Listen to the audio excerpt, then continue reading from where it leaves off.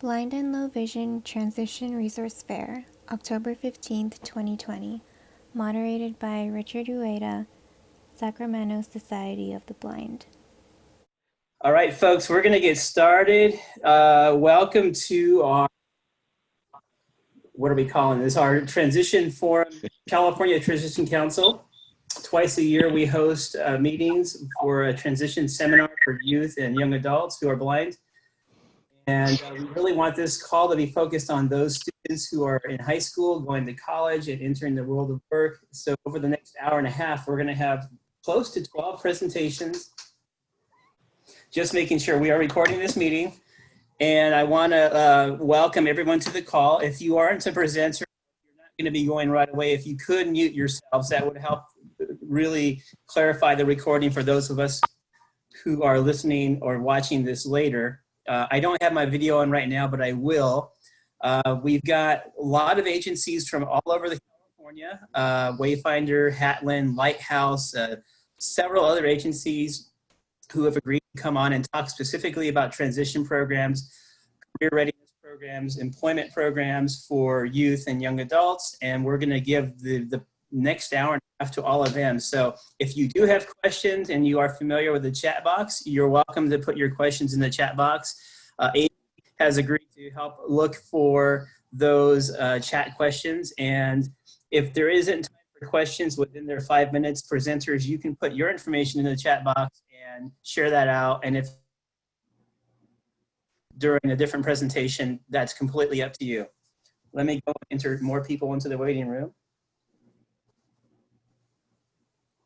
We might hit our 100 mark and people might not get in. So we're going to start off with, I'm going to list the first three agencies so that they can get ready. Joe from Department of Rehabilitation is going to talk about blind field services and transition services. Jump, are you still with us? I am. Fantastic. You're going to be second since you have to go. And then I'm going to have Orientation Center for the Blind. If there's a representative on the call, they can go. So Joe, why don't you take it away, and I will let you know when you have 1 minute left so you can wrap it up. Okay, I don't know if I'm going to make 5 minutes, but I'll give it a shot. So my name is Joe Stansel. I'm with Department of Rehabilitation Blind Field Services. Many of you are counselors I can see that are on here, in other agencies. Some of you I may have met, some I haven't. So just to kind of give an overview of what we do for youth services, for those of you that might not know, we have two different programs that we provide services through for youth between the ages of 16 and 22. And so the first program is a new program to really get students involved immediately. It doesn't require an eligibility requirement. It just has to be that the student may be potentially eligible. And so through those services, there's 5 different categories that we provide services through. And I apologize, I don't remember all of them to tell you verbatim, but they're basically services that either a counselor or through a collaboration with a school district or another organization, we can provide certain services. And those services are really geared towards getting work experience, career exploration, and different types of pre-skill sets to students to get them ready for the world of work.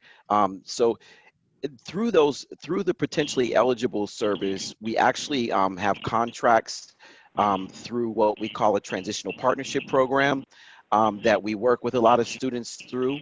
We also have a collaboration with the Foundation of California Community Colleges.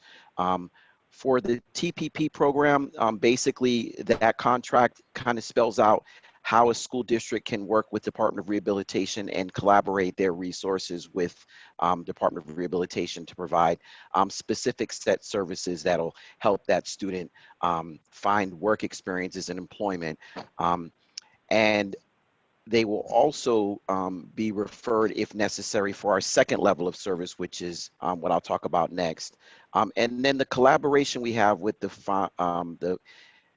Foundation of California Community Colleges, we call it the FCCC. That collaboration actually provides direct work experience for students. and it's actually funded by the FCCC, but we collaborate with them to find the students and set up the work experiences as we go. One of the things that I also wanted to mention is that there may be some teachers or school staff on this call. And one of the best ways to get Department of Rehabilitation involved in this first program and also in the second program, which I'll talk about in a minute, is to invite us to your IEPs. Many times you may have a contact with an office, and if it's through a counselor or a supervisor or some other personnel, it's a good idea to invite someone from the Department of Rehabilitation to your IEPs. Even if you're not thinking of referring that student, it's the best way to get us on board with you to make sure that if that student is someone that will become, referred to us, then we can provide some framework as to what types of services we can provide and how we can do that. The other thing that's new about the Department of Rehabilitation is some collaborations with what we call the AJCCs, and again, I don't remember what that title stands for, but usually they're referred to as WorkNet or One Stop, and those are usually collaborations through EDD and the counties that they're located in. And a lot of times we've, in this area, at least in Northern California, we've found that collaboration is useful because for summer employment, we can actually, DOR has provided some funding to some of those places to place youth from high school in work experiences during the summer. When I say work experiences, they're actually temporary work jobs, but we're looking at fulfilling our requirement for getting students as much work experience as possible. So under the PE program, those things that I just mentioned are available. The second program that we offer is through our traditional vocational rehabilitation services. And that opens up a whole bunch of services that I won't go into the details of, but just to gloss over, it can provide services for your transition program when you're talking about when the student graduates, they can go to college, or if they're someone that needs equipment, or it might need some skills assessment or skills training. And it also provides for evaluations, which are in most cases pretty crucial to your transition team at schools, because a lot of times you will have a case manager or a teacher for visually impaired that will provide a visual assessment, but you may need something that's a little bit more detailed and also some follow-up on equipment that might be needed or aids. And so in order to access that level of service, that's where you go through vocational rehabilitation services. The process for vocational rehabilitation services does require eligibility determination, which isn't difficult. And it also requires writing a vocational rehabilitation plan or an individualized plan for employment. And that's usually not too difficult either. Generally, most of the counselors that are servicing students are writing plans to get a student to graduate from high school. So it's pretty generic, but we're part of the IEP team in transition to make sure that we can provide those services that you're talking about that student gaining from us once they graduate. And it's important for us to be involved with the IEP process so that once a student is graduating, we know that we're going to be changing their plan either for employment services, or we're changing it for post-secondary training. So one other program through VR services that one other program we provide through VR services is through supported employment. And that's when we have a collaboration with the regional center and those students that meet that criteria also. So with that, I am ending. And if there are questions, I'll be on the line the whole way. Please either put them in the chat box or I can stay a little bit after and try to answer them. All right, Rich, I'm done. Joe, thank you. Can you put your information in the chat box so people can reach you and then they can ask questions and take it offline? Certainly. And if there are questions and there's time at the end of the hour, before 5 o'clock, definitely we'll field questions from presenters. Thank you. Jamie Gump with the Lighthouse Youth Program, you can go next. And I'm going to have you go a little bit later, but Jamie, go ahead and talk with us. Welcome. Well, thank you, Richard, and thank you so much for your flexibility with the agenda. I do appreciate you letting me go sooner so that I can jump out, because I shortly need to leave to host our weekly Real Escape Audio Description Movie Club. But I also wanted to share with you some of the other programs that I've got in works for our folks that are blind or low vision that are still in school. In addition to our weekly Real Escape Audio Description Movie Club, we have a Not So Bored game night and a monthly Mentor Mondays, where we bring in folks to talk about different subjects that are important to the youth. We will be continuing our Sensing the Seasons program, this time focusing on all the different aspects of nature and how things change into fall, November 20th and 21st. So I'll put my information in the chat. If anyone has any questions about those programs, I'd be happy to answer on any of them. However, I need to leave as I'm getting the email notifications that people are waiting in my Zoom room for our movie club. So I'm going to take off and wish you all well. Thank you, Richard. Thanks, Jamie. Appreciate it. That was quick. And good luck with your meeting tonight. Joe, I don't know if you see, but is there anyone from the Orientation Center for the Blind on the call? Yes, I'm here. My name is Dora Lopez. Can you hear me? Hey, Dora. Hey, welcome to the call. You've got 5 minutes to talk to us all about the wonderful things that is happening with the Orientation Center for the Blind up in Albany. Awesome. Thank you. And I might have bad connection. I apologize about that. So anyways, yes, here at the, sorry, I keep getting a lot of emails. Anyways, everything is going here at the Orientation Center for the Blind. We are part of the Department of Rehabilitation, so it's, you know, fairly easy to help students, you know, adults transition into this program. We do teach the 5 core areas of independent living training, which include Braille, computer training, cooking, independent living skills, and orientation and mobility. We do take students or people that are 18 years and older. And some of the things that we do to assist students who are planning to go to college include, for example, now that change the curriculum here a little bit at the Orientation Center for the Blind. Before it used to be a 6 to 9 month program. Now it's a 3-month program. And what that entails is more individualized training, right? So what used to be before is we would hold like a morning meeting that would be like our work skills. So they would do a lot of, you know, work readiness skills. And what that was good, but now we're doing more individualized. We are actually tailoring the program to more suit people's individual needs. For example, if students want to go to college, we'll talk about, okay, how do we register for school? Let's get your FAFSA out of the way.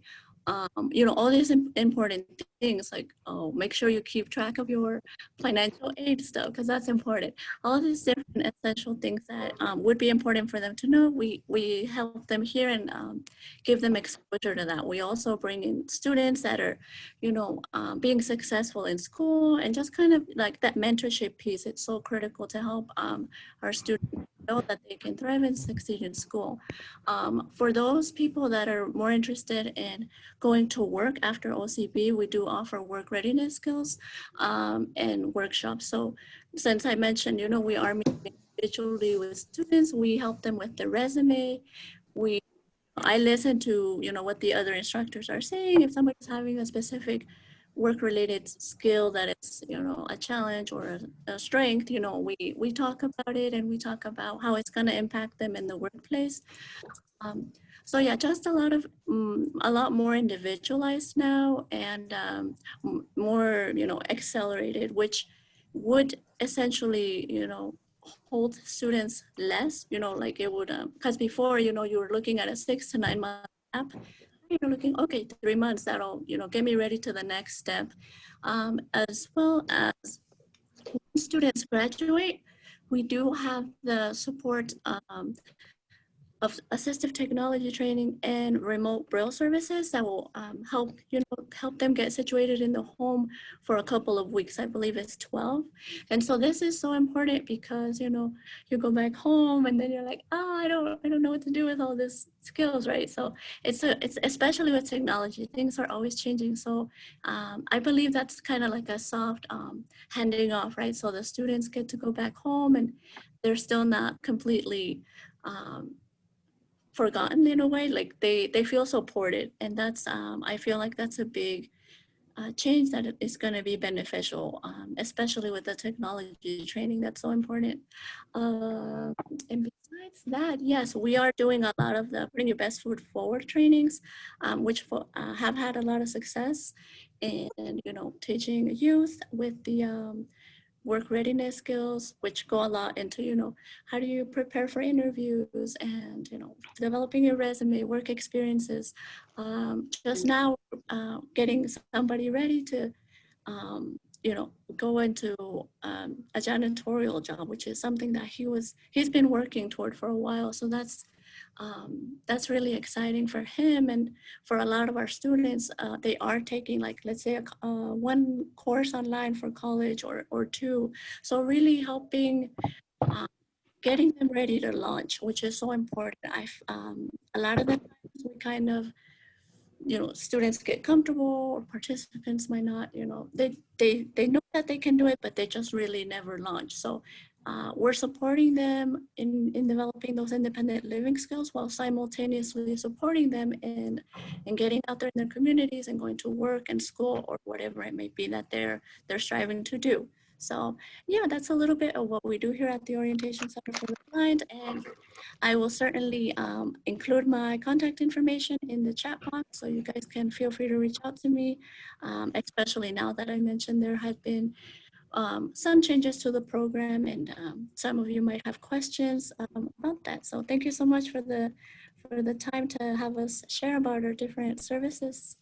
Thank you, Dora. I appreciate it. And if you want to put your information in the chat room, that's totally acceptable. Mark, are you going to speak for Wayfinders Services in Los Angeles? Yes, I believe. Okay, you're up. Do you need screen? Oh, no, I'm good. Okay, you're on. All right, cool. Hey, everybody. My name is Mark Hanohano, and I am the Adult Services Program Assistant. And we have, all of our programs are actually statewide. We have two large programs, which are immersion programs. The first one we have is our Hatland Center, which offer apartment type style living. And we actually just started accepting students back to the apartments now. We have COVID procedures and protocols that we do have, but they are one of our first programs that are starting to accept students back to the program.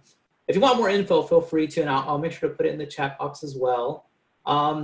And then we also have our other immersion program, which here in Southern California, but actually now it's statewide, but now we have Davidson Program for Independence. Our Davidson program, also known as DPI, because we love our acronyms. DPI is virtual, so all of our classes are taught online. Monday through Friday, students get anywhere from 3 to 4 classes a day.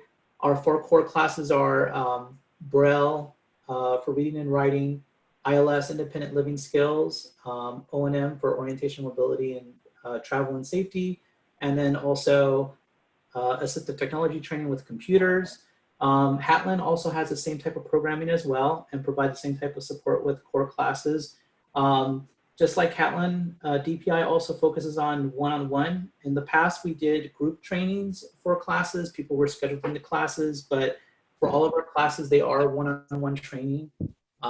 Students are sent a schedule a week before, and then they know their schedule for the week, and instructors are able to reach out to them. And we also have a variety of different ways of contact instructors or students when they aren't able to make. We also do have other programs as well. We have our assistive technology training, our ATT program, which train students one-on-one with assistive technology. That program is just for technology only, technology training. Right now it's currently virtually. We plan to start in January doing one-on-one training, in-person training here at our Los Angeles campus here in LA. And we also have our employment services program. Our employment services program have several different programs. The biggest one is our job development, finding employment for those that are blind and visually impaired. And we also have situational assessments, which provide assessment training, or I should say assessment testing, to find out if those are ready to go into the work field, and if so, what area, what skills they have, and so forth. We also have on-site work site assessment also available, which we can go to the work site and assess the site as well and give recommendations for equipment and so forth. And then we also have our customer service training class. Right now, normally that one is going to be in person, so we'll start probably that program in January once we start having people come to our main campus once again. And we also have our, sorry, it escapes me, our youth program, or our, it used to be called STEP, but we have another name for it. But we have another youth program for ages 16 all the way through 24, and they provide workshops having to do with skills training. So workshops having to do with life skills, or preparing for employment, preparing for college. Some of the workshops, I believe the workshops are one-on-one, but a lot of them have to do with individual goals and skills. So those are some of the great things that we provide here at Wayfinder. And that's about it. Hopefully I remembered everything. But thank you, everybody. Richard, someone had a question. They were wondering if DPI also provides services for deafblind students. Mark? We do. We actually have had also students that have come from the Helen Keller, that have come from that organization, that we've worked with them together before on providing services. So we haven't done it virtually, but we have done it in person. And that could be something that we could talk about this coming January when we start admitting students back to campus at their dormitories. So.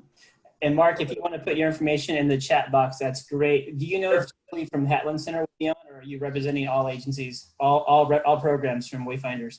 I guess I'm representing all the programs today. I wasn't sure if anybody else would be on. I just decided just to pop in here. My name is Arif. I'm from Hatland Center. Oh, hey, Arif. Hey. Okay, I'm going to have you supplement what Mark said, but I'm going to have Adrian from CSB, California School for the Blind, go next, since he has a time crunch. And Arif, you can touch on Hatland stuff that Mark may not have covered next. Sure. Thank you, Richard. Hi, everybody. This is one heck of a crew of people. I'm very impressed by just looking at the list of folks in this call. What a collection of people. My name's Adrian Amandi. I'm the director of the Education Resource Center at the California School for the Blind. The Education Resource Center is all of our outreach services. I'm going to talk about our school itself and our outreach services. And thank you so much, Richard, for making an allowance for me. It is White Cane Day, which is a special day to do this, but it also means that my schedule has been booked since 8 o'clock this morning, and I'm theoretically in 2 other meetings right now too, so thank you. You can screen share now if you want. Okay, perfect. And so our school, you know, the premier K through 12 school, blind school in California, I say as we're the only one out there, but we provide services throughout the entire state. And that's important to note that we are a public school as a state special school. And so our district boundary per se is the entire state of California. So anytime a student is considering a new placement or considering their needs for placement, our school can and should be considered as a placement option. I think one of our strongest programs, and I'll turn on my screen share here. One of our strongest programs, whoops. Am I sharing? Hold on, let me know what I'm doing here. It says you are. You were. I didn't know what I was doing though. Here we go. Here's our website. One Yeah, there you go. of our strongest programs is our transition program. And what we can do with that is we can take a student that has succeeded on their way to a diploma, and we can then provide transition skills to that student on their way to still receiving a diploma. And there's a trick to this. Because we are a public school, we cannot continue education for a student post-graduation. We can do it with a student with a certificate of completion. But once you get that diploma, just like you're no longer eligible for high school services, you would no longer be eligible for the School for the Blind as well. And so what districts throughout California do is they do, the informal term for it is holding a diploma in trust. So in essence, you save 1, maybe 2 credits of classes, typically an elective or something that can be covered easily through remote learning or through our own program. And you can come to our transition program and you can work on all areas of the expanded core curriculum. You can join our jobs crew and work on your transition skills. We have all of the adapted physical education and additional programs and individual targeted lessons. You can also join our apartment living program, which we have found to be an excellent precursor to the Hatlen School for the Blind, or the Hatlen Center, or the Orientation and Center for the Blind, as well as the Davidson program, all fantastic programs in California. And what the apartment living program at our school does is it can extend that timeline of learning about independent living skills. And we also provide our dormitory for kids that need to live on campus. Of course, we're not doing any of that right now. We're in a full distance model, but that's our transition program. We also offer services to the entire state without becoming a student at our school. To start off with, we offer our short course programs, which are right off the front of our website. There's a link called Short Courses and a separate link called Summer Academies. They will link to each other if you click on one or the other. We are currently running our first short course of the year. It has been more than a little bit tricky to pull off, but I think we're on a roll now, and we've got the first one on advertisement, and we should be pushing out the rest later. They will all be distance learning. The first one is for 9 to 13-year-olds, and it's low vision, for low vision kids, really building their advocacy. And one of the things we're committed to this year for our short courses is to not interrupt the school day. So kids will be able to join our short courses and stay fully enrolled.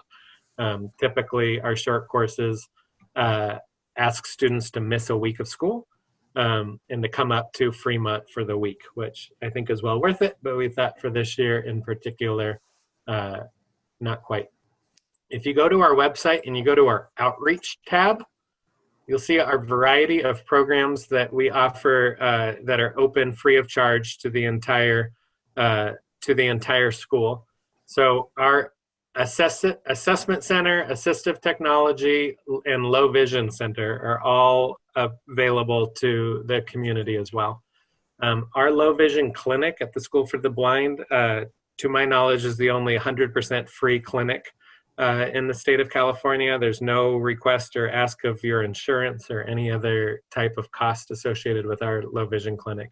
As long as you have a teacher of the visually impaired and an IEP, we have doctors from UC Berkeley that come down from their low vision clinic, the same doctors that work at the Lighthouse for their clinic and at Berkeley itself.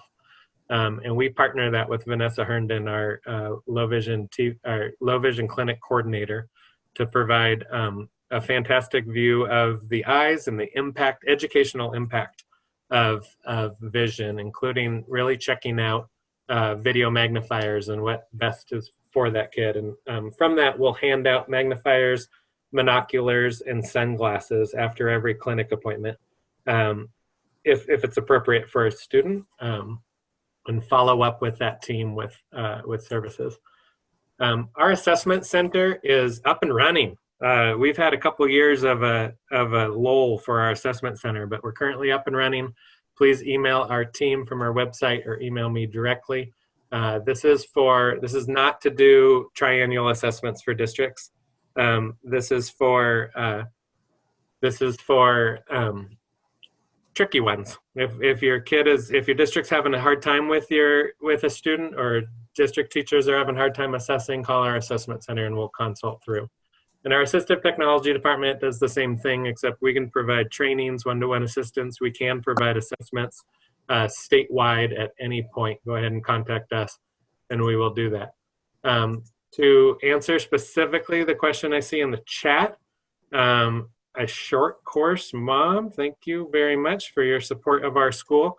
We have a rolling deadline for acceptance. So the question was, what point would a student need to apply for our school for next year?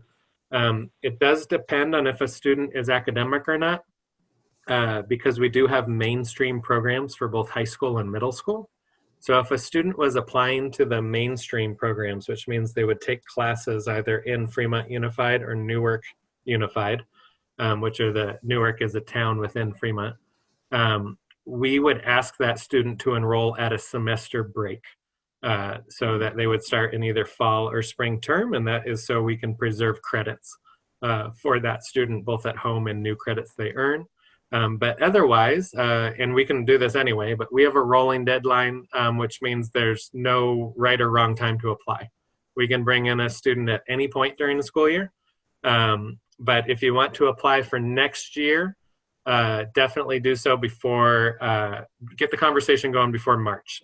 Because it's a joint application between a family and a district, it would not be too early right now to start that process and contact our school and let your district know you're interested. Any other questions? I do. I'm Abraham from CSB too. Hey, when can you apply? What's up? When can you apply to the apartment program? Well, sir, that is a question for your teacher at CSB. But our apartment program is for any students who have demonstrated an ability to live independently. It's not, we don't expect kids to be able to live independently, to walk through the door, but we expect them to have the skills to be able to you know, be safe in their apartment by themselves, to be able to start learning how to cook, to keep a schedule, to start organizing, and to be generally demonstrating that they're responsible. We won't wake them up in the morning. We're not gonna let the kids eat in the cafeteria every day. So you'll have to learn those things along the way. Thank you. Adrian, thank you. Appreciate you dropping in for us. And if you want to put any more information in the chat box, please do. I will. I'll put in my email in the chat box, you guys. Please feel free to connect with me, and I can always forward you along to the right person. All right. RF, did you want to kind of backfill anything about the Hatlen Center before I move on? Sure, I'll be quick. So yeah, the Hatlen Center is similar to a DPI program in that, you know, everything is one-on-one. Everything at Hatlen is real life. That's kind of our thing that we like to say. Students are living in their own apartments. They're paying rent to the apartment manager. They're signing up with gas, electric, learning how to pay those bills, you know, setting up Wi-Fi. And we really take a holistic approach to everything, like something as simple as, you know, creating, like say you want to cook mac and cheese for a living skills lesson. You know, that requires, you know, budgeting. Do you have money to get the ingredients? It might require going online to find the right recipe. And then you have to use mobility to get to the store, use customer service to get the stuff you need, figure out a way to bring it back, put it in its appropriate place, and then get it ready for the lesson. You know, there's no real shortcuts in real life. So we kind of just try to take a holistic approach, and, you know, life is just full of all these unpredictable things. So we try to tackle things as they come. We're always kind of kept on our toes. But for Hatlen, you just have to be 18 years old and have a visual impairment. That's really our only requirement. We take students from throughout California. We've accepted students from other states. We've even accepted students from other countries. We've had students complete a program from Japan, Australia. We really try to work with any client who's interested in our program. And yeah, that's all I wanted to add. All right, RF, I appreciate that. I'm going to ask Rachel from Braille Institute. You can go next, and Kwong, you can go after that, and then we'll have Alaya with American Printing House Connect Center go. Sure. Thank you so much, Richard. So I will just let you all know a little bit about what the Braille Institute is doing right now. Currently for our national programs, I'm not sure if most of you are aware, but we run the Braille Challenge program, the Cane Quest program. We've developed plans for modified in-person and virtual program delivery for those programs. So we're currently working with each one of our specific regional to find out what plan is best for them. Oh, sorry, let me introduce myself. My name is Rachel Antoine. I'm the manager of programs and services at the Braille Institute. I'm based out of LA. Yeah, so our national programs, we're doing modified program delivery or a virtual program for our Braille Challenge and our Cane Quest programs. For our youth programs, our programs have grown so much during this pandemic. We've been able to bring together so many different students from all our different centers together virtually. We do social hours. Our youth instructors are providing distance learning kits, and those kits just provide supplemental tools and tangible items to aid in the lessons. And all our lessons focus on ECC lessons. So we're covering living skills, social engagement, voc training, assistive technology, all that good stuff. We actually have a webinar series coming up where we'll be working with alumni, panels, industry professionals, TBIs, and employers, and providing a lot of useful information to our youth, getting them engaged, and just answering all their questions that they're having during this time, and getting them, a lot of information they can use. A lot of our youth, we split up our programs from, we focus on youth and then we focus on our teens. A lot of them have different questions. We don't want to all group them together. So a lot of our lessons and webinars are split to focus on either the youth group or the teen group.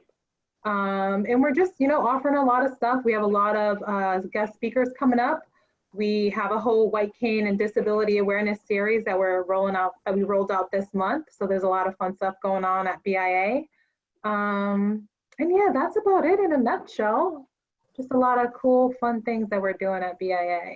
So if you want more information, just visit our website, brailleinstitute.org, and then go down to youth programs or national programs, and you'll find all that information. Rachel, brilliant. Thank you so much for sharing out some programs with us, and we can't wait to hear more. Ann Kwong, are you up? You're up. Yes, hello. My name is Ann Y.E. Kwong, and I am the Transition Program Specialist at the Lighthouse based in San Francisco. My coworker, Jamie, actually shared a little bit earlier at the beginning of the call. Thanks so much, Richard, for organizing this along with Joe and DOR and putting this platform together for all of us to chat and share resources. So the Lighthouse, right now, our programmings are mostly statewide. My program specifically, because similar to Braille Institute, the Lighthouse itself serves all ages. We have students from 8 to 80. But I specifically work with our young adults who are between the ages of 14 to 24. So that's what we call our transition age youth. So anything that I coordinate will have terms like youth employment services and transition listed in there. So like the name of my program suggests, a lot of the things that we work on are preparing you for adult life. Whether we like it or not, we all have to eventually open the door to our adult lives. So that would include work readiness training, if folks are interested in going to college, exploring that. Really refining our mobility skills and independent living skills. So those ECC expanded core curriculum skills that Braille Institute shared. We also do a lot of work with the DOR pre-employment transition skills, the 5 skills under a law called the WIOA that I'll spare everybody of the details and not explain too deeply right now.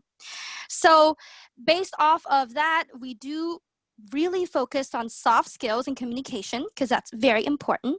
Right now, with virtual and distance learning, a lot of assistive technology training, support, and workshops as well. We also really work on building community, which is also very critical in person as well as right now. So we invite blind and low vision mentors in different career fields, from culinary to lawyers to entertainment, all sorts of fields, to come share their journeys with our young adults and youth. And third, we really try to emphasize the importance of work experiences, volunteering, and resume building. How do I know if I want to be a teacher if I've never taught, right? So our program really emphasized that as well.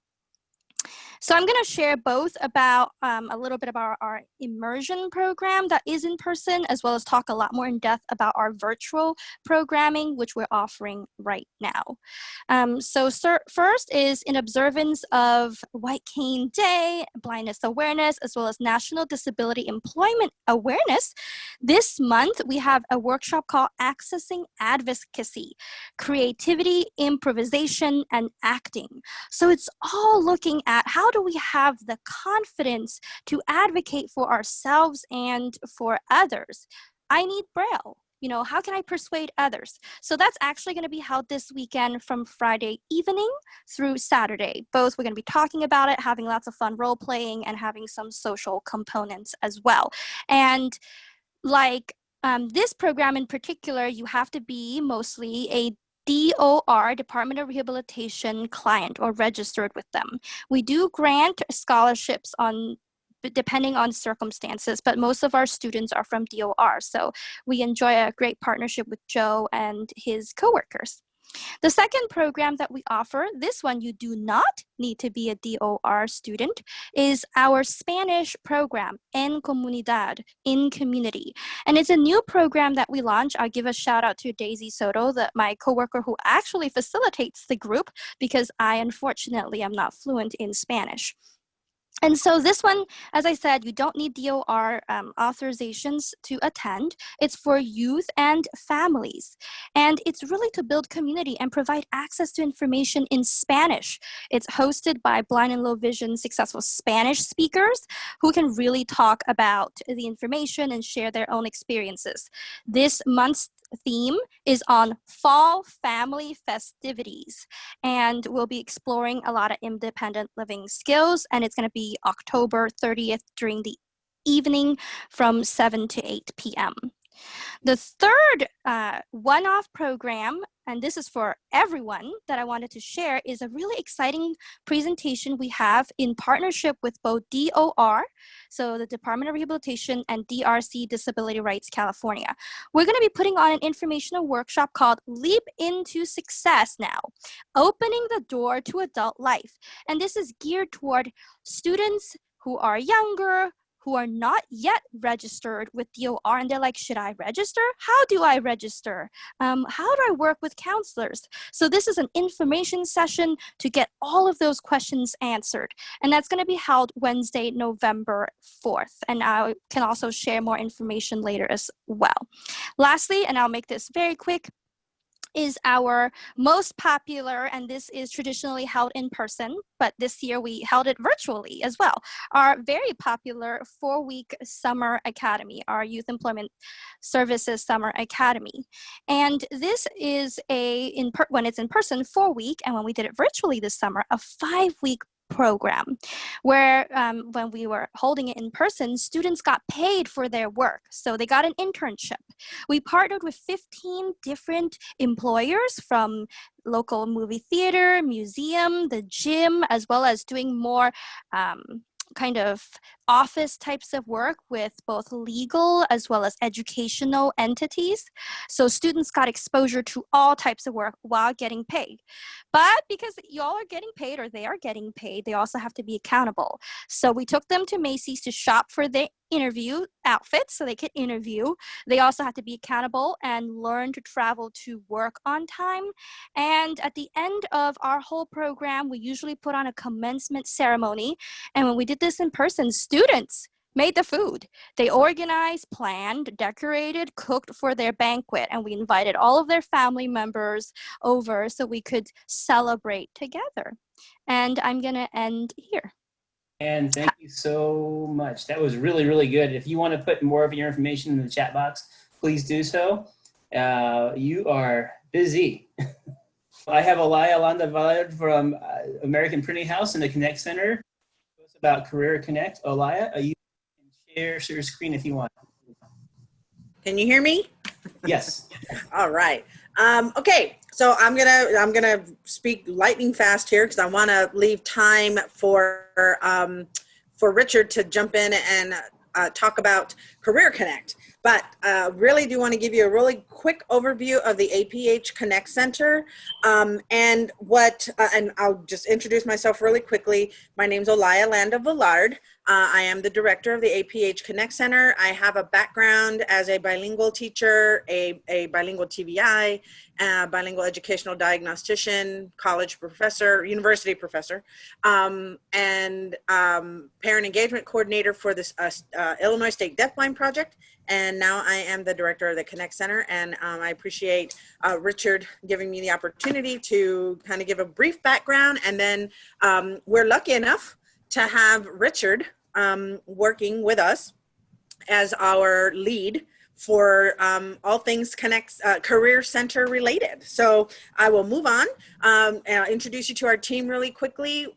We have Joe Strecce. Right now he's on hiatus. He is a consultant for Apple Plus TV's show C. And so he is up there right now showing, the actors how to portray blind individuals in a positive way. And so we miss him, and we hope he comes back soon, but I don't blame him for wanting to hang out with all the movie stars. But anyway, we also have our newest member, Catherine Botsford. We have Melanie Pesco, Alan Lovell, and of course, our Richard Rueda. And with Catherine right now, she just started with us. She is going to be handling all things Family Connect. And then be support for Richard. Melanie handles everything Vision Aware and access support for Richard as well, because Richard does have a full-time job. And so we have Richard on more of a contract consultant basis, and which we're very happy with, and would love to have him more, but we understand he has a day job too. And also then we have Alan Lovell, and Alan Lovell answers the information and referral line. And Melanie also works in that segment of our programs, but she is available for the Pacific Coast time to be able to answer phones for individuals there. Because if we stopped at our normal time, APH is in Eastern, and at 5 o'clock Eastern, it's still pretty early where you guys are in Pacific time, and we want to make sure that individuals are able to reach us and get their questions answered, and not have to wait till the next day for somebody to return a phone call based on a voicemail. So the APH Connect Center is made up of 3 websites. We have the Family Connect website, which is for families of children with visual impairments. We have the APH Career Connect for job seekers who are blind or visually impaired. And then we have Vision Aware, which is our website for adults and seniors with visual impairments. One of the things that we really like that is new for the APH Connect Center is this Calendar Connect. So this concept basically is we have a calendar that features events from the field of visual impairment and blindness for parents, for students, professionals, and for seniors. So we want you to post your events that you are having, that like what you guys have been talking about, awesome programs and different things that are going on in your communities. And this calendar is a place where everybody can go and share that information. So it's a calendar hub for our field.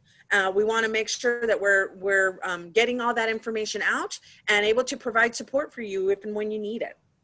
So that's one of the things that we're really proud of. And then we have a directory of services. This is free of charge. It's a searchable database that contains contact information for over 2,000 organizations and agencies that serve people who are blind or visually impaired in the United States and Canada. So if you've never heard of the directory of services and if you haven't heard of it, that means you probably are not on the directory of services. Please reach out to us, and in just a minute I'll give you our email address where you can reach out to inquire about how you can be placed on the directory of services, because we have a lot of users who go there to find information. We use that all the time when we get questions from individuals. So it's very important. We also, the information and referral line, it's an 800 number. And again, I'll put this information in the chat. The information and referral line, we have people who call us, the biggest population of individuals who use that line are individuals who are in the process of losing their vision, and they don't know where to go, what to do, where to turn, where to get help. And also during this COVID time, we had a lot of people who couldn't get their rehab services. And so they were reaching out to us to find out how they could get services. Or what they could do to replace the services that they were not getting during this time of COVID. Hopefully things have changed a bit, you know, now that we're kind of in this groove of living in this, you know, socially distant world. But this line is there to provide help for all people. But right now we're really getting a lot of that particular type of issue that people are calling in about. And then we provide email support. So we have an email where you can where you can email your questions, and Alan will respond to your questions with an answer, or with, if he doesn't have the answer, he may be able to connect you with someone who does. So there's that. Oh, sorry. 1 minute, Alaya. You got 1 sorry, minute. I'm trying to hurry. I know. Go ahead. You have to go ahead. Go. Okay. If you guys take nothing else away from what I'm about to say, at aphcareerconnect.org, aphcareerconnect.org. It was a project of the American Foundation for the Blind several years ago that I use as a rehab counselor. To all you rehab folks out there, it's a great site.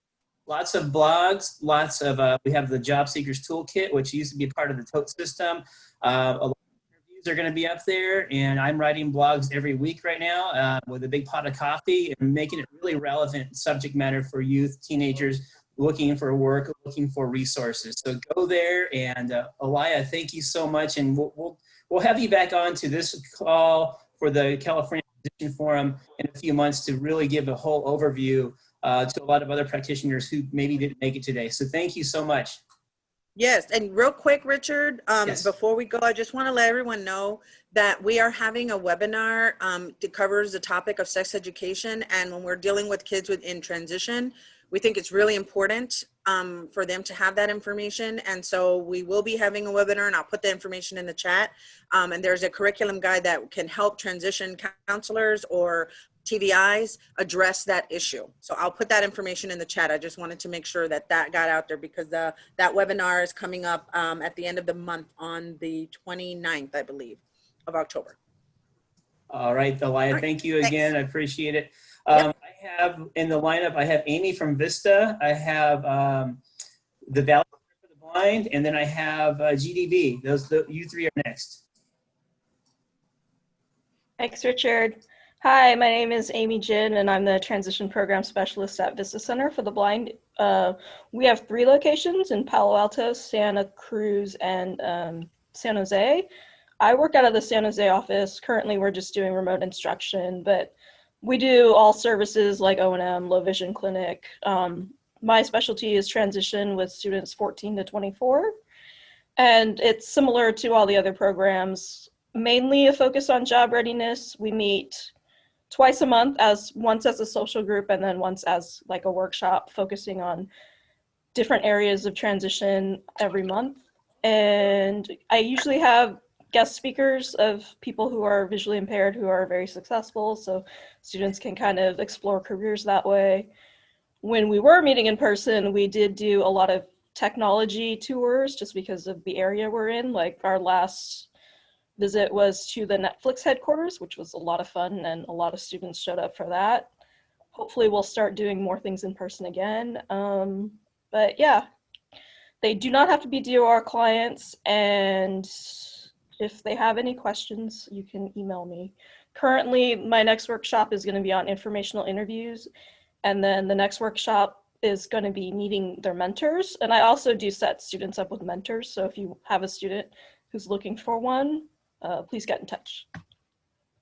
All right, let's have Valley Center go. Amy, thank you again.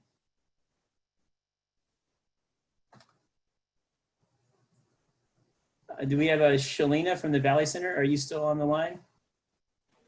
I am sorry. In complete transparency, I had to get my tiny people to be quiet long enough so I could talk to you all today. No problem.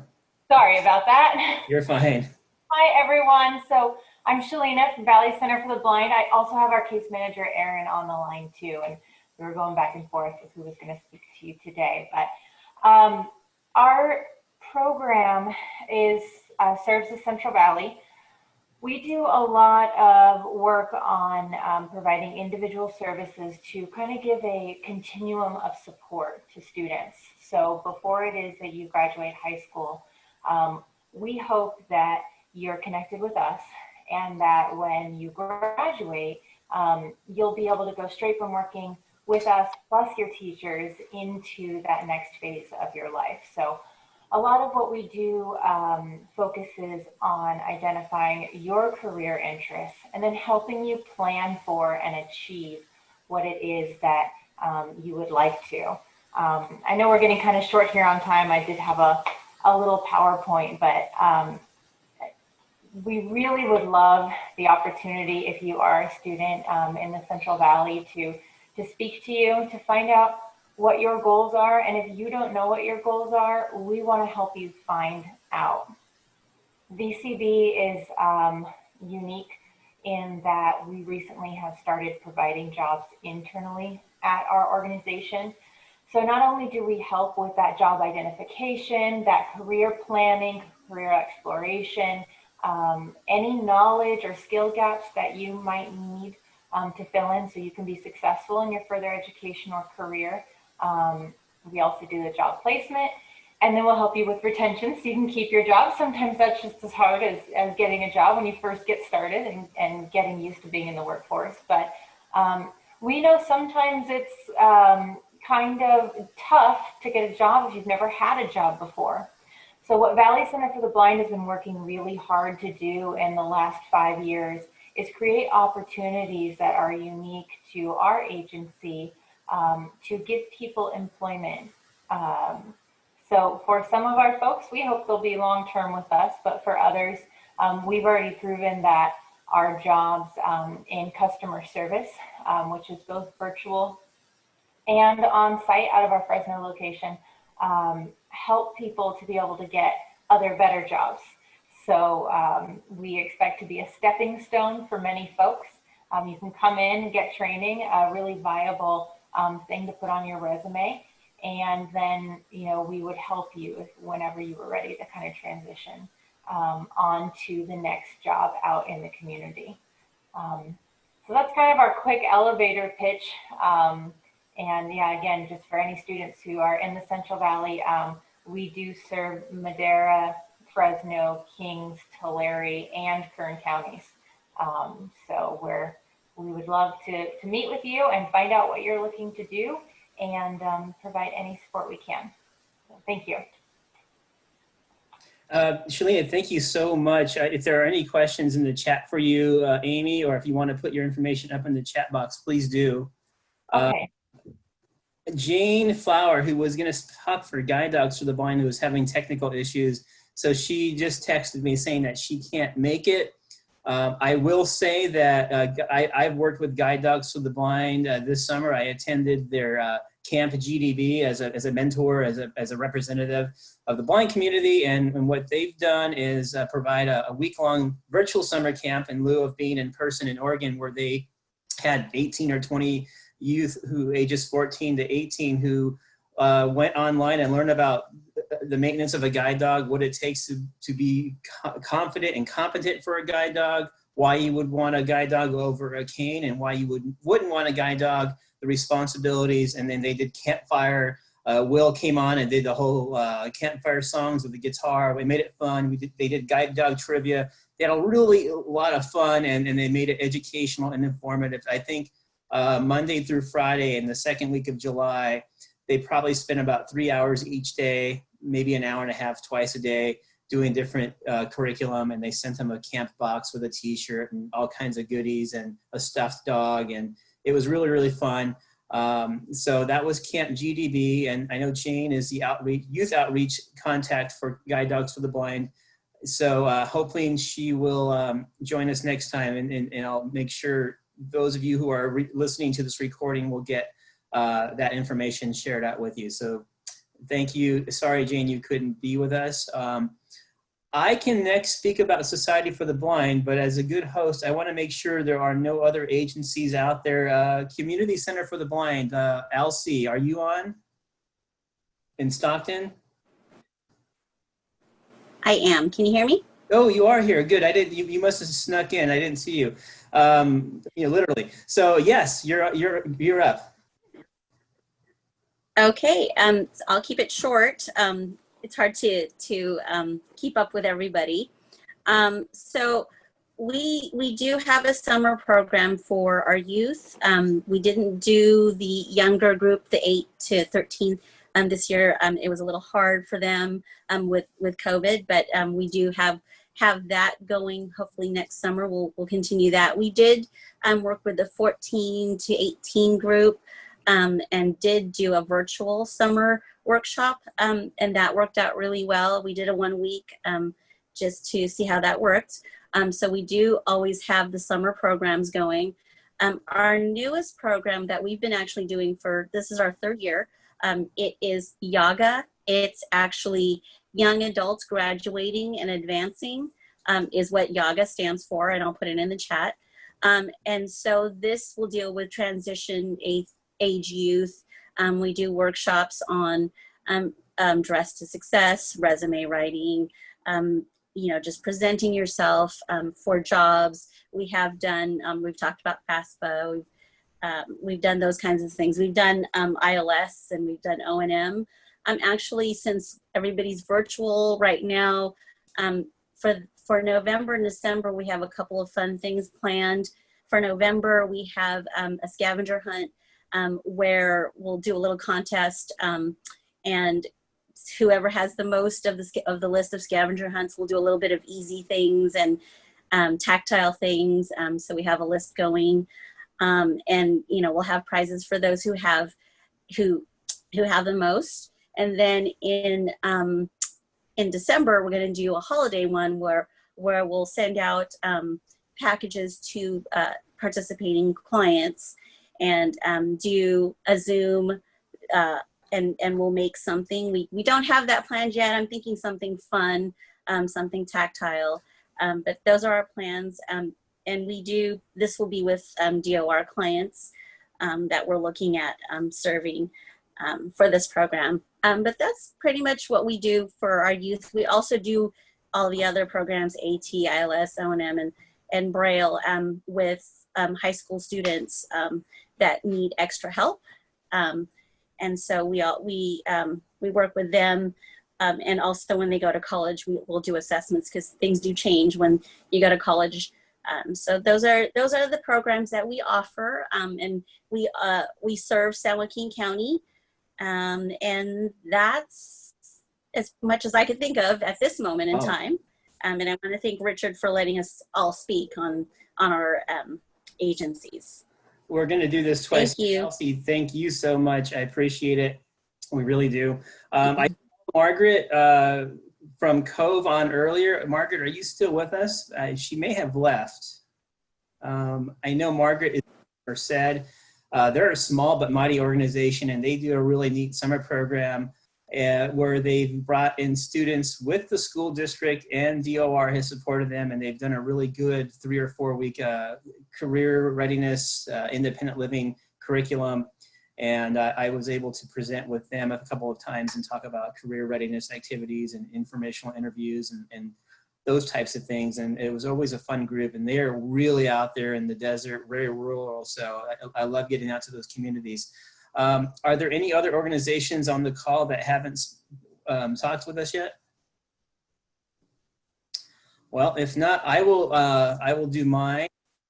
And I just did a time check so I can give myself the cutoff if I have to. So I'm the program coordinator with Careers Plus. It's the plus is all caps, PLUS, with Society for the Blind here in Sacramento.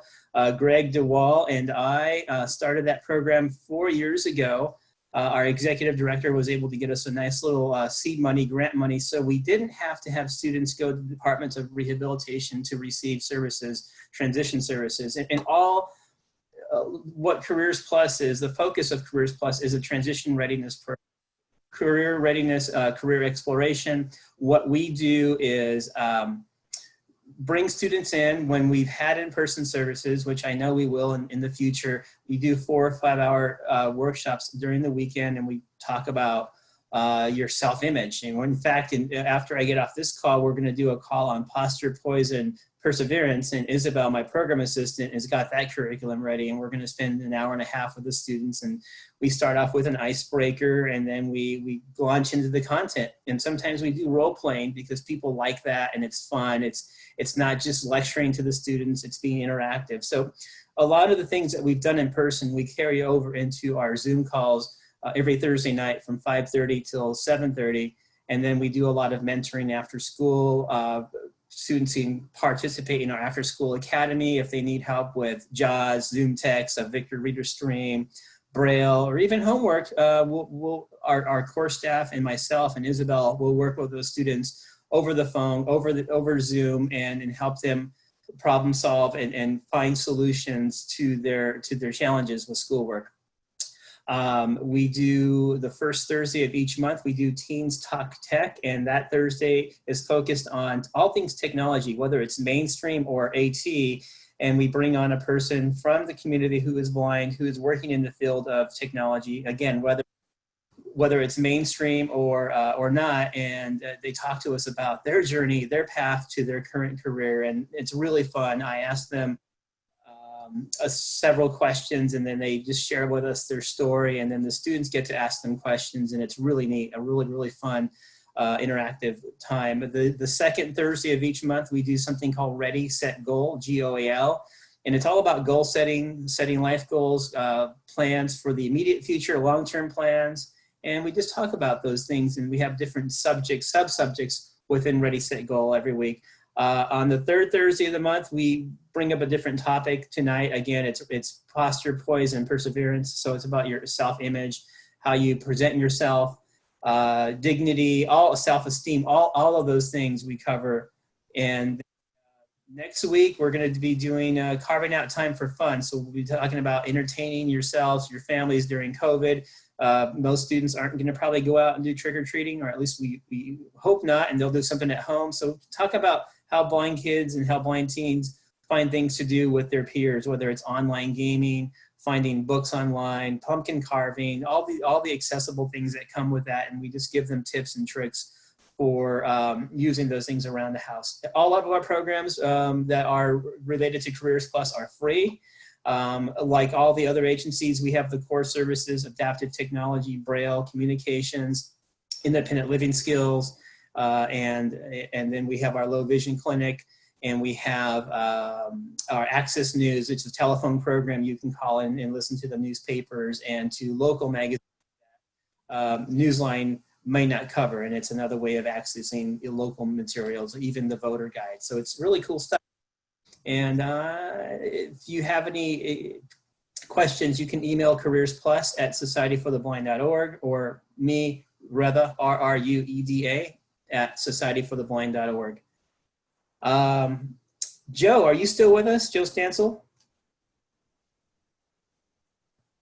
Yes, I am. All right. I think we're kind of pretty much at the end there.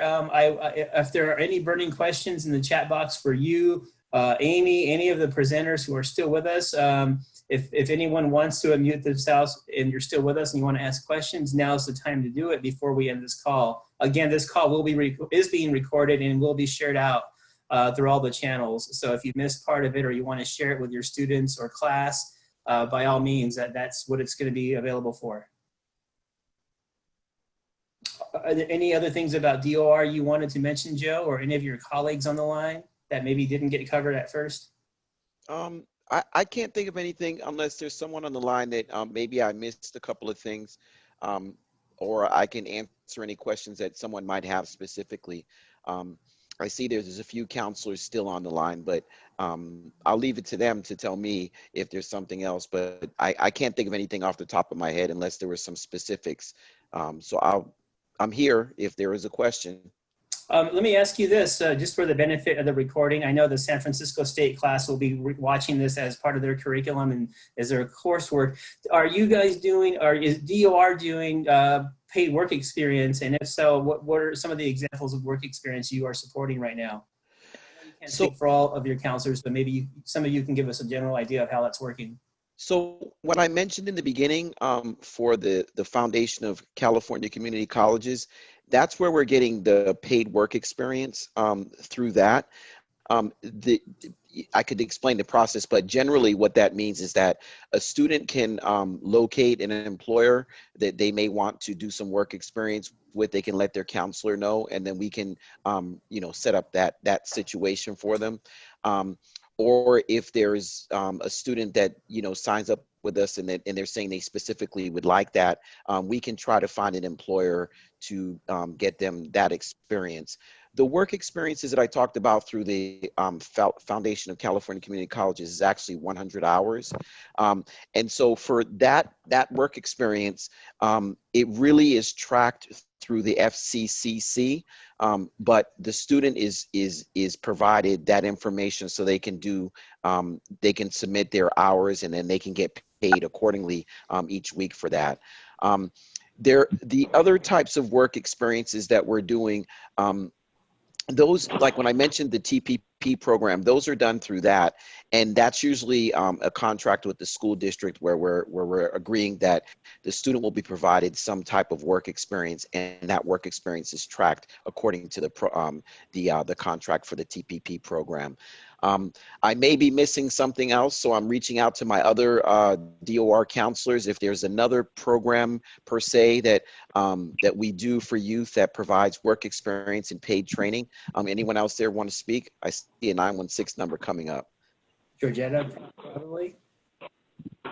The Department of Rehab has, in partnership with SETA, Sacramento Training and Employment Agency, have similar programs where they provide work experience. So the programs are through SETA or Sacramento County. I'm not sure exactly where the money comes from, but all these programs are around AJCs, America's Job Centers, the former one-stop career centers. So this is in partnership. DOR partners with AJCs, EDD's offices.